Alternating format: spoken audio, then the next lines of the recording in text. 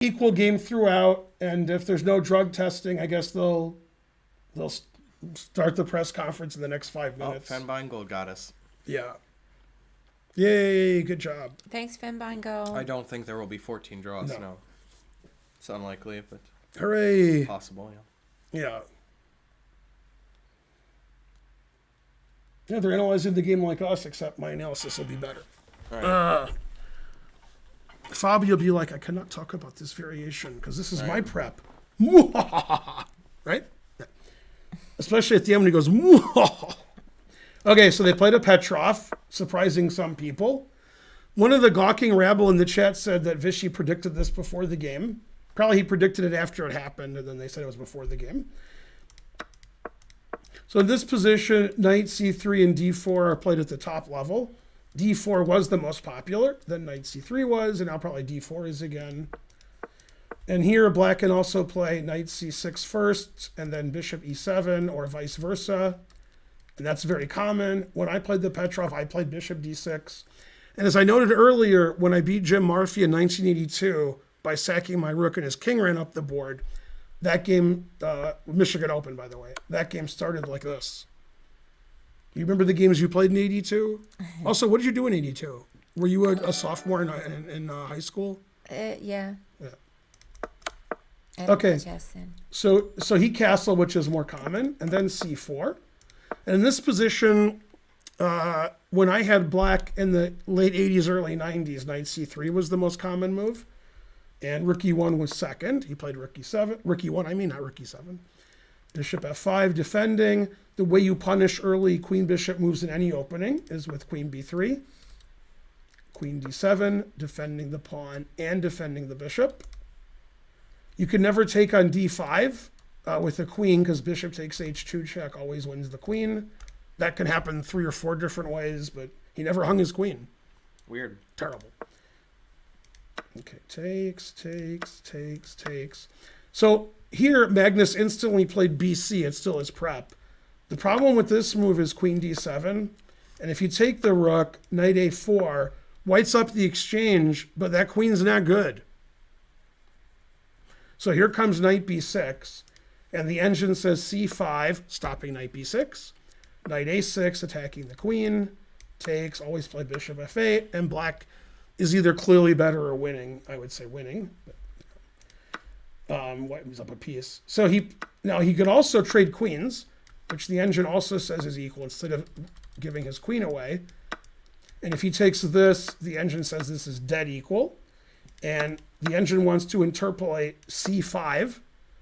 And it seems like a few moves are equal, but for some reason the engine likes this one the most.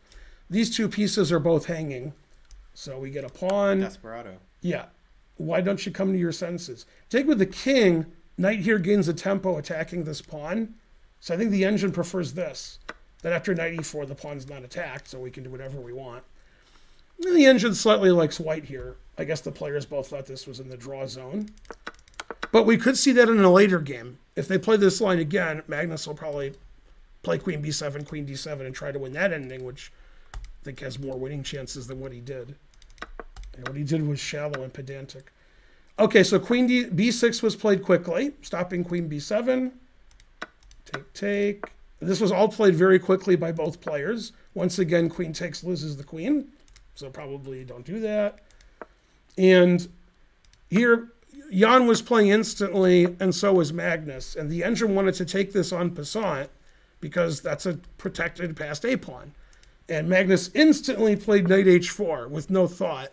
So this is still his preparation. And I'm assuming, since this move is weird and the engine doesn't like it, that Jan wasn't familiar with it. But I'm not sure because Jan played pretty quickly. I don't think he played quickly enough where it's his prep, but he played too quickly for it. Anyway, this is annoying, so he played g6. And then Magnus instantly played g4, which is the engine move.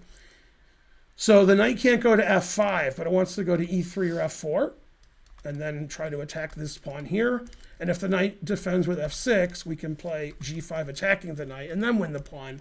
That's why g4 instead of g3. And also with g4, our bishop has more squares than the pawn on g3. Knight d7, knight g2, the knight wants to come here. But Jan is first, attacking the weak c pawn. Bishop f4 instantly from Magnus, which, I mean, eventually I think black's going to be better here because this is weak, this is weak, this is passed, it's even material. And this just forces a lot of trades. And the engine just says all zeros here. And even here, the engine sees the perpetual that happened in the game as being something that's going to happen. And in this position, Magnus thought forever on every move.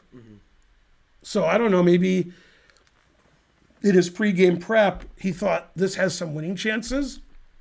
And the engine's like, no, it doesn't. It's just a draw. Why are you even playing this line? Okay. So he thought forever, and he played knight f6 check. If he takes on b6, which looks good, rook b8, and then, you know, everything's hanging. And it's still a draw because we still play the same draw that happened in the game. Knight here, knight here, knight here. But okay, if you're going to lose this pawn, and then, I don't know, then black, I'd rather have black. Knight e6, and rook b2, and rook g5, and rook takes d4, past a pawn. So he didn't take it. He played check. He could have repeated and drawn here, but he played d5. Can't take on d5, not only because of the Ben Feingold knight c7, but the Spencer Feingold knight f6. Both winning a rook, although this only wins the exchange. So d5 is indirectly protected by all kinds of knight forks. Played a4, and then they repeated again, g5. And then he's like, all right, I guess I'll repeat again. And they drew here by repeating. And in this position, if he wants to play for a win, Magnus, and threaten checkmate, if it was white's move, he would win. But it's black's move. So black queens. And now this is, if it's white's move, he's still winning. Rook takes and mate. But it's black's move. Black has a lot of moves that win, but this one's the best. Because it stops mate, because it blocks the rook. And now the rook has f8 to defend f7, and black's up a queen. But okay, that's not the only move that wins, but that's the winningest, the engine says. Another way to win, which is funny, is here takes rook h3, which we analyzed before, defending the mate. And now after here, the engine announces mate for black. That would never happen, but all right, it's still funny. So you can't let the guy queen with check. Who would have thunk it? So that's good counterplay, queening with check. Well, if you're not going to double rooks and mate him, then I think only white's risking losing because these three pawns could be captured. This pawn could queen.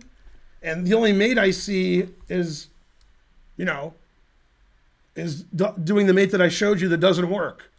Yeah. The other way to play for Magnus, which he didn't do, is to play for d6. So like d6, you know, so let's say you play d6 now, for example. You can't take it because of knight here. And by I say you can't, you can. Yeah. Yeah. Probably this is a draw. The engine prefers white, but I don't know. Rook here. Even 96? Yeah, it just has to be a draw. Yeah, the engine says that white's better, but I don't know if I agree. I guess I agree. Yeah. But okay. But you wouldn't take that. You would play knight e6. Now this is attacked. Right. d8's defended 1 billion times. This is the only move. Rook to d8. And then if you play rook e8, if you don't play rook e8, then why did you do this? I'm going to take this. I'm going to play h6. I'm going to play king f8 or knight f8. Not king f8. So after this, every move draws. H6 draws, h5 draws, and this is the quickest draw.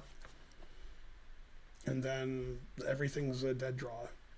Everything's the most drawn. Yeah. Problem with white's position is he's risking losing because this pawn's hanging and this pawn's really weak. So white's fighting for a draw here, and this achieves it. Rook takes, and the engine says all zeros. Yeah. But white's not better. So, I mean, if white just plays silly the next few moves, black will eventually win.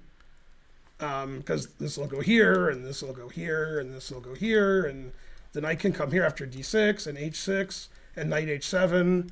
So eventually, white's going to be in trouble because of this pawn.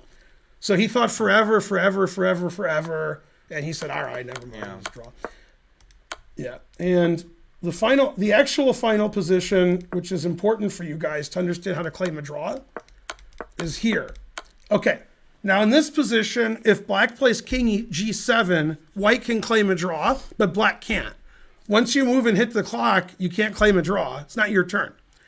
So if Jan had played king g7, Magnus could claim a draw. But instead, Jan said, arbiter, excuse me, I'm going to play king g7, repeating for the third time. And Magnus is like, yeah. And they shook hands. Magnus knew that. He didn't say, no, I challenge. Right. So if you claim a draw, you don't actually physically make the move. You just tell the arbiter, I'm going to play king g7. Now, here's something Karen knows, but she probably didn't know 4 or 5 years ago, I'm guessing. If he says king g7 is a repetition and it's a draw, and he's wrong, it's not, he still has to play king g7. He's required to. And it's also a draw offer. Right. If you play king g7, if you say, I'm going to play king g7, that's a repetition. But you're wrong. It's not a repetition. You still have to play king g7. You can't say, okay, then I won't play it. You have to play it. And when you claim a draw, you're offering a draw. Right. So if you claim a draw and you're wrong, the opponent can say, okay, draw. You can't say, no, I'm wrong. I was just kidding. Yeah, I did not know that. That would be a good trick. Actually. You're crushing somebody and you claim a draw that's not a draw because you know it's not, and then you laugh at him. The guy can say, okay, draw. So you can't do that. There was a game in Michigan before you were born, and the guy said I offered a draw and laughed. Yeah. Because he was kidding. And then the guy said, okay. And the director said, yeah, it's a draw. Right. He said, but I was kidding because he was winning so easily. He thought that would be funny to say. Yeah, it's funny except for one thing. What an idiot. Right. Yeah. Well, that's what you get. He was an idiot before you were born. Deserved. Anyway, you can stop the, whatever you're doing, YouTube person, put a marker. All right. But yeah, that was a very even game. Nobody had the advantage.